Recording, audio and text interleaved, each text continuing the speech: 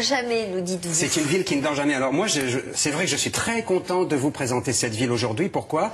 Pour réparer un petit peu une injustice, parce qu'elle est un peu oubliée des catalogues des tour opérateurs et des voyagistes. La plupart du temps, c'est vrai, lorsque vous allez en Israël, vous manquez toujours de temps, de toute façon. Quand on voyage, on n'a jamais assez de temps. Donc on fonce au nord, en Galilée, ou on va au centre, voir la ville 3 fois sainte, Jérusalem, ou encore on descend vers le sud, du côté de la mer Morte, du côté de Masada. Et on oublie, au passage, cette ville, qui est quand même la capitale culturelle et économique, Jérusalem étant la capitale politique, vous le savez.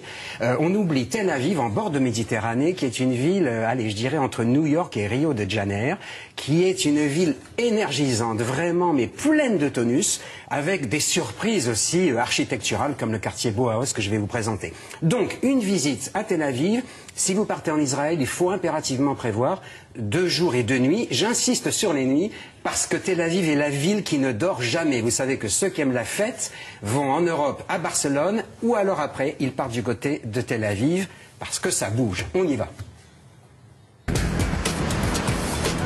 Tel Aviv côté mer. D'en haut, c'est un petit côté Miami avec grands immeubles et terrasses ensoleillées.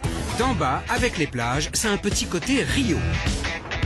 Volleyball, kitesurf, baignade, le culte du corps et le repos de l'esprit, nonchalance, insouciance, car dit-on ici, on ne sait pas de quoi demain sera fait. Alors on profite sans modération en prolongeant les trêves au soleil et le farniente à l'horizontale. Et pour ressentir encore mieux cet art de vivre au jour le jour, eh bien je vous recommande de vous rendre en bord de mer le samedi, un rendez-vous auquel tiennent particulièrement les habitants de Tel Aviv. Alors un rendez-vous à ne pas manquer si vous venez ici à Tel Aviv. Venez en bord de mer vers 11 h le samedi.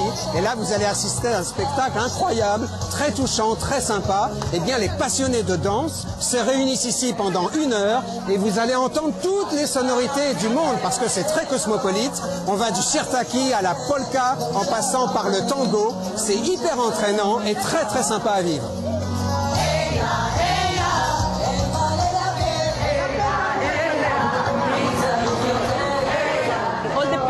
Tous les gens, même les gens âgés, les enfants, les gens comme nous, dansent ici.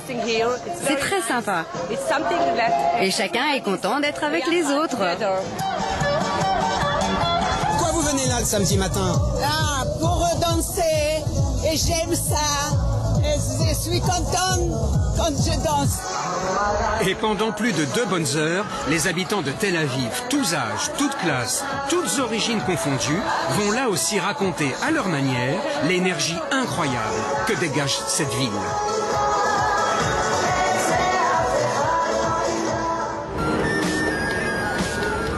Tel Aviv, côté centre. Rendez-vous cette fois au Souk Carmel, le plus grand marché en extérieur de la ville, l'endroit où l'on paye moins cher que partout ailleurs, les veilles de Shabbat surtout. Fruits et légumes de Galilée, épiceries russes, kiwis d'Afrique du Sud, on crie, on vend, on achète. Israéliens de naissance, nouveaux immigrants, travailleurs étrangers, brassage des populations, mélange des saveurs orientales. Ici, vous êtes au carrefour des mondes. Ce marché raconte les multiples ouvertures de Tel Aviv.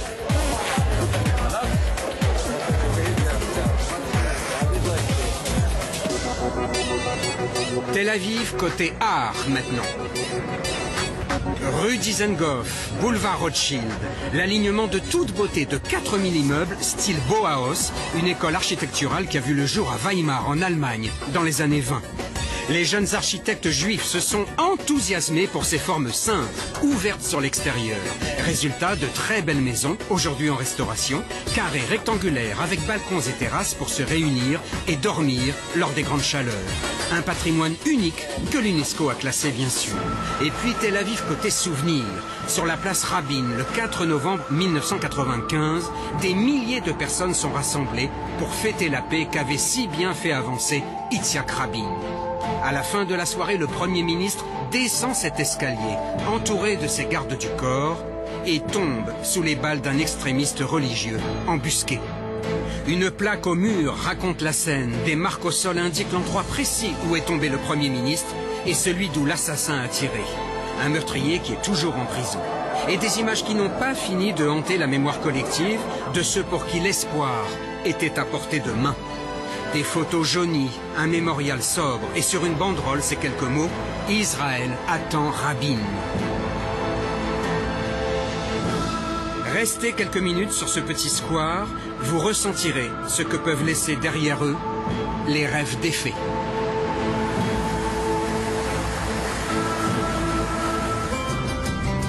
Et pour finir, Tel Aviv côté Vieille Pierre.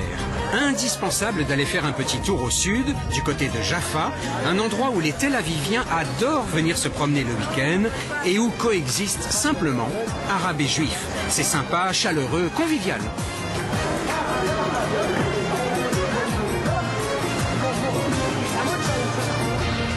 Jaffa est l'une des villes les plus anciennes d'Israël. Ses origines remontent à 3000 ans avant Jésus-Christ. C'est surtout une très belle ville. D'ailleurs, son nom viendrait probablement de l'hébreu Yafa, qui signifie belle. Tout ça est très logique. Alors c'est un vrai plaisir de déambuler dans les vieilles ruelles, au pied de maisons qui ont été particulièrement bien restaurées et dont certains murs racontent encore discrètement les terribles souvenirs qu'a laissé Napoléon lors de sa campagne d'Égypte. Voilà, de Tel Aviv à Jaffa, de la plage aux murailles, de la ville à la mer, le kaléidoscope surprenant d'une cité qui prend du plaisir à refaire le monde. Bon, prenez-en de la graine, les filles, parce que ça, c'est un modèle de reportage. C'est un modèle de reportage journalistique qui allie à la fois la découverte touristique et l'histoire. Et c'est un modèle d'animatrice.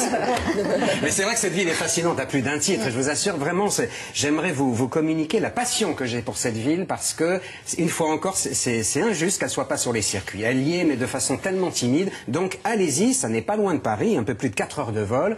Ville on ne peut plus énergisante, avec, c'est vrai, des moments émouvants comme cette place-là consacrée à Yitzhak Rabin et dont le sort aurait changé, le sort d'Israël aurait probablement beaucoup changé s'il n'avait pas été assassiné. 14 km de plage, oui. On peut s'y baigner toute l'année? On peut s'y baigner, alors toute l'année, je dirais qu'en hiver un petit peu moins évidemment, mais c'est une ville au climat tempéré, donc particulièrement agréable, et où que vous soyez, vous avez effectivement la vue sur la Méditerranée, c'est très sympa, c'est très ouvert. Problème de cohabitation entre juifs et arabes aussi intense qu'ailleurs ou moins? Non. Vous savez, on dit de Tel Aviv que c'est une ville athée, et c'est une ville un peu athée. Elle est aussi athée que Jérusalem est croyante. C'est ça qui est intéressant. Jérusalem, la ville 3 fois sainte. À Tel Aviv, je dirais qu'on voit plus de casquettes américaines que de kippa. Voilà, pour vous donner un petit cliché. Et c'est vrai que c'est une ville qui a l'air un peu en dehors de tout, un peu en dehors du tourbillon de la région.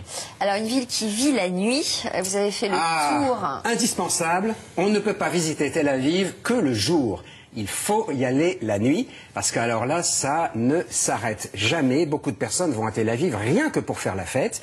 Évidemment, je me devais, ça fait partie de mon travail. Évidemment, c'est-à-dire que là, c'est au-delà des 35 heures. Vous êtes professionnel jusqu'au bout de la nuit. Vous travaillez le jour et la nuit. Voilà, c'est pour ça que ce métier est fatigant de temps en temps. On y va, le tour des boîtes et des nightclubs de Tel Aviv, indispensable. Allez, on commence par se rendre dans le port du Vieux Jaffa. C'est un endroit où on aime bien sortir le soir. Ça s'appelle le Container, DJ bien sûr, jolies filles en file israélienne, boissons et cocktails à volonté. Dans cet ancien entrepôt au grand volume, eh bien vous passerez certainement un très bon moment avec les habitants de Tel Aviv. On enchaîne, deuxième adresse, très sympa, un bar tout en lumière.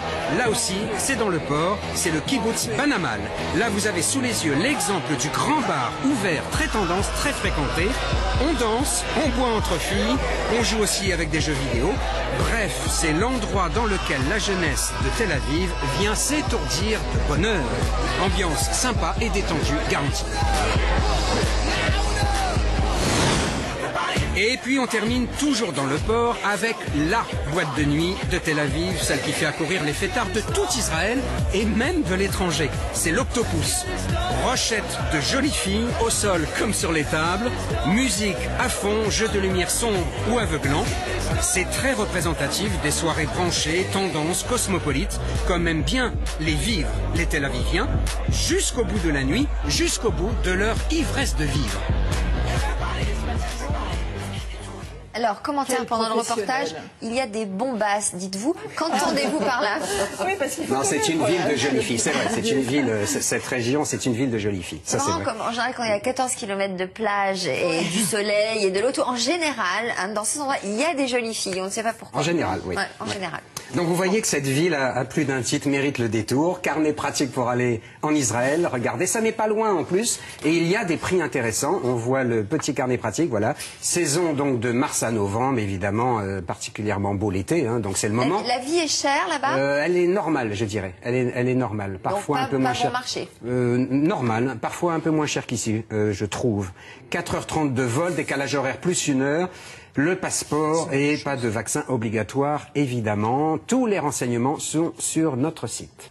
Alexandre. On est beaucoup regardé en Israël en ce moment en direct et on a plein de messages qui nous arrivent de Hilda de Galilée qui dit je vous regarde très souvent, vous êtes un petit peu de France chez moi en Israël, venez chez moi, c'est formidable, il y a de belles plages. Elle dit quand même que c'est pas donné. Hein. Elle dit attention, vous attendez pas à ça faire... dépend des endroits, oui, c'est vrai. Et puis un coucou de Hanouche de Tel Aviv qui vit elle depuis 4 ans là-bas en Israël et qui évidemment venez, vous le regretterez pas, c'est formidable, bisous. Et je voudrais rajouter à titre personnel, Didier, vous ne faites pas un métier facile.